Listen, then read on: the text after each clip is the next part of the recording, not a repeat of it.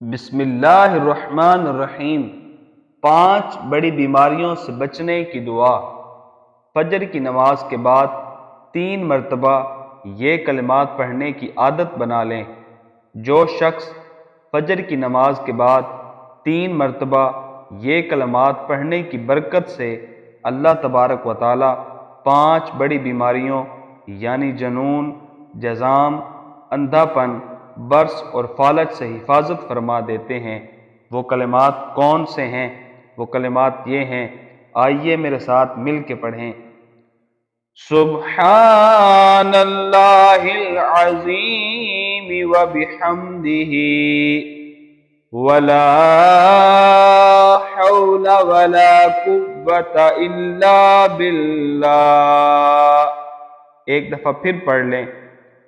سبحان اللہ العظیم وبحمدہ ولا حول ولا قوة الا باللہ۔